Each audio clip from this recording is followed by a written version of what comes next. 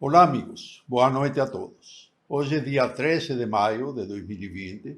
Estamos iniciando o segundo dia da nossa avaliação de insuficiência mitral na semana da atualização em ecocardiografia, que já conta com mais de 1.050 inscritos.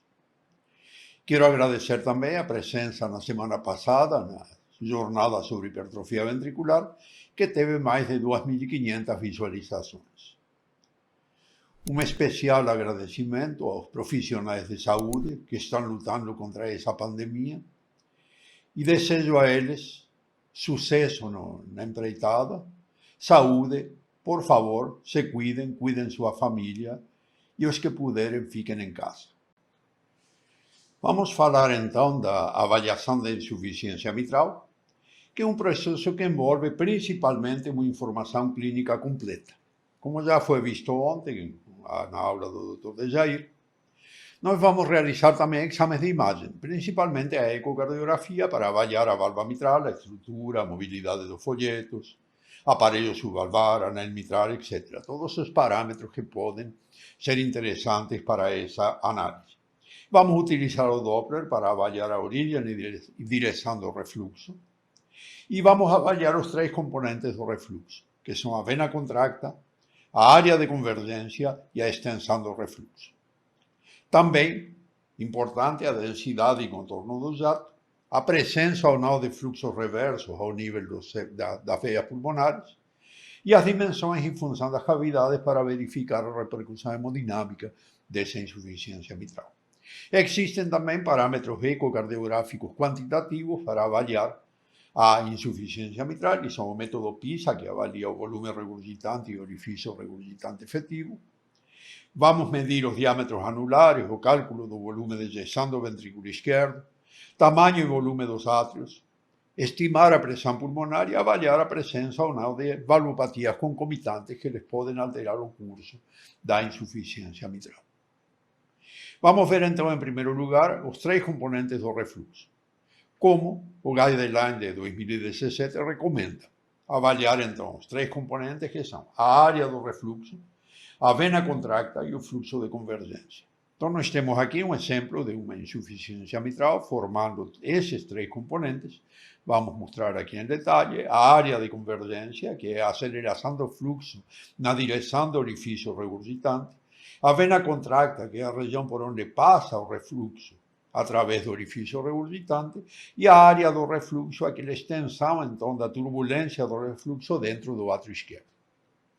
Então, vamos ver, em primeiro lugar, a área do refluxo, e vemos que realmente existem vários fatores que podem confundir com relação a essa área do refluxo. São fatores que podem alterar a área do refluxo mitral, quando se usa o Doppler em cores, principalmente nos casos que aumentam a área do jato e fatores que diminuem a área do jato. Entre os que aumentam a área do jato, nós temos uma grande área de um orifício regurgitante muito grande, uma velocidade de fluxo muito elevada, determinando um gradiente entre ventrículo e átrio muito elevado, como o Dr. Dejair falou ontem. Por exemplo, um paciente hipertenso com aumento da pós-carga, um paciente hipertrófico, ele pode apresentar um aumento da velocidade do refluxo. A aderência do jato às paredes, ou seja, efeito Coanda, também acelera o fluxo nessa região. Utilização de uma baixa escala de cor, um número de Nyquist muito baixo, ou um ganho do Doppler muito elevado. São fatores, então, que alteram, aumentam a área do jato de refluxo mitral. Ou um campo distal muito aberto, e isso aqui depende, em parte, do foco e da frequência do transdutor. Um orifício regurgitante muito estreito, em forma de fenda, que também pode aumentar essa área regurgitante. Ele funciona mais ou menos como um efeito Coanda. Orifícios regurgitantes múltiplos e ainda a frequência do transdutor. Por exemplo, transdutores de maior frequência, como o esofágico, eles aumentam também essa área do jato.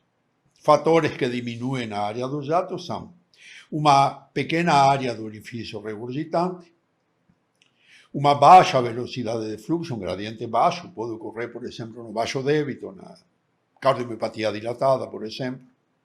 Uma câmara atrial pequena, com o jato colidindo contra as paredes dessa câmara atrial, ou uma escala de cor muito elevada, ou um ganho de Doppler muito baixo, ou um campo distal atenuado por uma estrutura interposta, por exemplo, um trombo dentro do átrio. Também, após carga elevada, aumento da pressão atrial, opondo resistência ao refluxo, também pode diminuir a área do jato. Então é muito importante levar em consideração todos esses parâmetros quando se analisa a área do jato mitral. Vamos ver aqui um exemplo do efeito da frequência do transdutor na área do jato. E aqui nós temos o mesmo paciente com um ecotranstorácico e um ecotransesofágico. Ambos exames com a mesma escala de Core, de 61,6 centímetros por segundo, no número de Nyquist, mas com frequências de transdutor diferentes. Então, nós vemos aqui que o Doppler transtorácico, que apresenta essa área de Core, tem uma frequência de Doppler a Core de 2,5 MHz, enquanto que o Doppler transesofágico, para essa mesma velocidade ou calibragem de Core, apresenta uma frequência de Core de 4,4 MHz, fazendo com que essa área de Core pareça maior. Esse é apenas um exemplo de um fator que pode confundir quando nós analisamos a área do jato da insuficiência mitral. Vamos ver o segundo componente recomendado pelo guideline, que é a vena contracta. A vena contracta é o lugar mais estreito pelo qual passa o fluxo regurgitante. Em geral, ele apresenta forma irregular, principalmente nas insuficiências mitrais funcionais. Aqui nós temos uma insuficiência mitral funcional por dilatação do anel, onde nós vemos que toda a regurgitação passa ao longo de toda a comissura, praticamente, fazendo com que, quando olhamos pela face A, a vena contracta seja estreita, e quando olhamos pelo lado B, a vena contracta é muito grande. Ontem foi falado que poderia se fazer a média dos dois para medir a vena contracta, mas quando o orifício regurgitante é muito irregular, isso também pode ser um pouco difícil de ser avaliado. Já nas formas orgânicas, por exemplo, na doença reumática ou no prolapso mitral, a vena contracta costuma ser mais circular. Portanto, quando nós olhamos aqui no corte de 4 câmaras, ela tem esse tamanho, e quando olhamos pelo corte de 2 câmaras, o tamanho praticamente é o mesmo. Aqui pode-se medir a vena contracta nos dois, e aqui sim seria válido você fazer aqui a média dos dois para calcular a vena contracta. Aqui nós temos outra vez um exemplo, né? Já dissemos que nas formas orgânicas, prolapso, doença reumática, ela é mais circular, em geral, né? Pode haver exceções, e mais irregular nas formas funcionais, como dilatação do anel, doença coronária. Aqui nós temos um exemplo com eco tridimensional, Doppler a Core tridimensional, mostrando uma vena contracta numa insuficiência mitral reumática, bastante circular, bastante regular. E aqui nós temos um Doppler a Core tridimensional, mostrando uma vena contracta num caso de dilatação do anel, no qual nós vemos uma vena contracta totalmente irregular. Aqui o mais válido seria, como está aqui, medir a área da vena contracta medindo o Doppler a Core. De qualquer maneira, conforme o guideline, o diâmetro da vena contracta menor que 0,55 centímetros corresponde a uma insuficiência mitral discreta. Entre 0,56 a 0,8 centímetros de diâmetro corresponde a uma insuficiência mitral moderada. E maior que 0,8 centímetros de diâmetro corresponde a uma insuficiência mitral de grau importante. Entre os 3 componentes do fluxo, vamos analisar agora o último, que é o fluxo de convergência, ou seja, a aceleração do fluxo na direção do orifício regurgitante. E esse fluxo de convergência, ele ocorre geralmente nas insuficiências mitrais já mais significativas, pelo menos moderadas. Insuficiências mitrais discretas provavelmente não vão apresentar convergência. E ele depende de vários fatores. Por exemplo, a escala de Core que nós estamos utilizando, o ganho do equipamento, a posição da linha de base, isso aqui é importante, essa modificação quando vamos utilizar o método PISA, e o tipo de refluxo, que pode ser um refluxo central, um refluxo excêntrico, tem várias formas de refluxo. Então, nós vemos aqui vários tipos diferentes de fluxo de convergência, então, como falamos, ele pode mudar conforme a regulagem do nosso equipamento. Aqui nós temos um exemplo da regulagem da escala de Core, num paciente com uma escala de cor aqui de 61,6 centímetros por segundo, ele apresenta uma área de convergência relativamente pequena aqui quando nós paramos a imagem. No mesmo paciente, quando abaixamos a escala de cor para 23,1 centímetros por segundo, já a área de convergência fica muito melhor definida, e esse é o método que se utiliza, essa calibragem, essa otimização da imagem Doppler, que se utiliza para o cálculo PISA. Aqui nós temos um resumo sobre a área do jato, que ela é altamente dependente da carga e da etiologia de insuficiência. E é um método excelente para detectar o refluxo, mas não é muito bom para quantificar o refluxo. Antigamente se usava aqui a área do refluxo, ou seja, a região do mosaico de cores comparado à área do mosaico de cores comparado com a área do átrio, para estimar a insuficiência mitral, e foi falado ontem que uma área do refluxo maior que 40% da área do átrio corresponderia a uma insuficiência importante. Isso aí é bastante discutível, ele depende de vários fatores, como o número de Nyquist, ou seja, a regulagem da barra de cor, ou da escala de cor, a frequência do transdutor, ou do Doppler a cores, e também o ganho, que vai determinar essa área do refluxo. Então, ele é melhor para detectar, mas não é muito bom, como dissemos, para quantificar. Com relação à vena contracta, ela é útil em orifícios mais circulares, ou seja, em insuficiências de tipo orgânico. E se essa vena contracta for menor que 3 milímetros, indica um refluxo discreto, e se for maior ou igual a 7 milímetros, já indica um refluxo importante. Mas ele vai perder muita precisão quando os orifícios são elípticos ou irregulares, que é o que ocorre na maioria dos casos de insuficiência funcional, ou ainda quando aparecem refluxos múltiplos. Nesses casos, o eco tridimensional é muito mais preciso do que o eco bidimensional para essa análise. E com relação ao fluxo de convergência, o método PISA ele é útil também em orifícios circulares, por consequência, e depende mais da otimização da imagem para determinar esse raio da convergência, que vai permitir determinar então a área do orifício regurgitante e o volume regurgitante, como nós vamos ver posteriormente. Com relação à densidade do fluxo, ou do refluxo, e isso aqui nós vamos medir com Doppler espectral, quando o refluxo é discreto, essa imagem é pouco densa. Ele apresenta um formato arredondado, geralmente não envelopa a curva, então a quantidade de hemácias que passa é pequena. Quando o refluxo é moderado, ele já apresenta uma densidade maior de hemácias passando pela região regurgitante e a forma é arredondada, o pico mais tardio. E quando o refluxo se torna importante, ele fica muito mais denso e o formato é mais triangular, ou seja, com um pico mais precoce, indicando que a maior parte do refluxo passa no início da sístole ventricular. Outro dado importante é a duração do refluxo. A duração do refluxo muitas vezes nos indica o tipo de refluxos orgânicos. A grande maioria, exceto o prolapso mitral, são do tipo holosistólico, e esse tipo holosistólico pode ser visto muito facilmente utilizando o modo M em cores. Ele inicia no fechamento da válvula mitral e termina na abertura da válvula mitral, ou seja, ele ocorre ao longo de toda a sístole. No prolapso mitral, ele costuma ser mais mesotelesistólico, ou seja, ele respeita a primeira parte da sístole, entre o fechamento mitral até a metade, mais ou menos, e aparece no final da sístole e termina no fechamento da válvula mitral, na abertura da válvula mitral. E nos casos das cardiomiopatias dilatadas com baixo débito, no qual o ventrículo esquerdo não é capaz de sustentar durante toda a sístole, o fluxo ocorre maiormente na parte inicial da sístole. E o refluxo passa a ser do tipo protosistólico. É bastante frequente nas formas mais graves de cardiomiopatias dilatadas.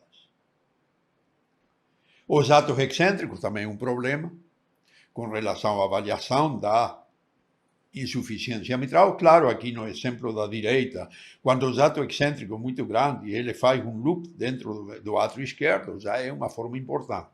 Mas nessas formas mais leves, como nesse caso aqui da esquerda, nós temos que ver esse refluxo de jato excêntrico, efeito Coanda, também chamado, nós temos que vê-lo pelo menos em duas projeções perpendiculares uma da outra para considerar ele como importante. Então, os jatos excêntricos costumam ser assim, bastante frequentes também, principalmente em alterações do tipo prolapso mitral, ou ruptura de válvula mitral, válvula Fley, e tem que ser avaliados dessa forma.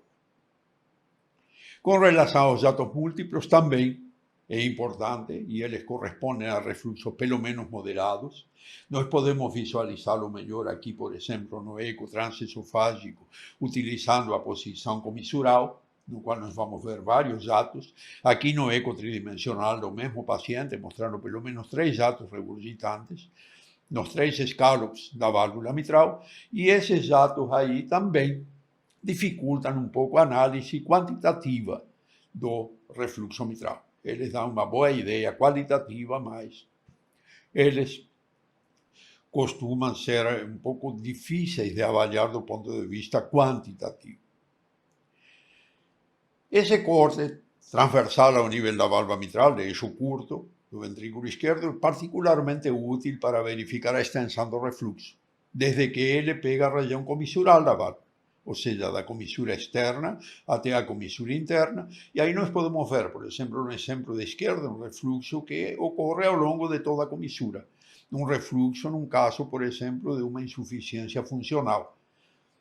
Esse é um exemplo bastante típico. E aqui nós temos um prolapso mitral do segmento P2, no qual o refluxo ocorre apenas na parte central da válvula. Então, esse corte é bastante interessante ser realizado quando se analisa a insuficiência mitral para ter uma ideia da extensão do refluxo. Vamos falar agora da avaliação quantitativa da válvula mitral. Como o doutor Dejair deixou para mim explicar essa parte do PISA, nós vamos tentar explicar aqui como que funciona esse método PISA.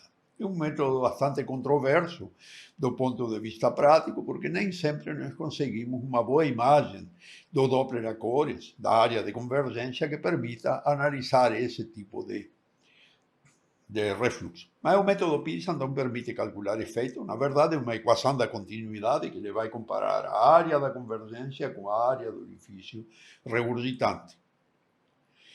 Permite calcular a área do orifício regurgitante e o volume regurgitante também, multiplicando a área do orifício regurgitante pela integral da velocidade da regurgitação.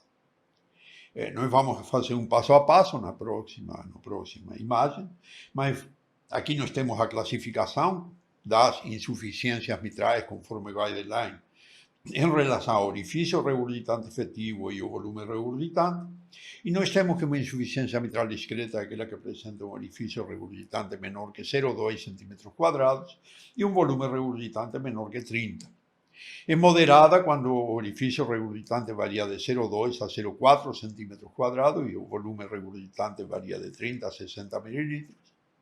E é importante quando o orifício regurgitante é maior que 0,4 cm² e o volume regurgitante é maior que 60 ml por batimento.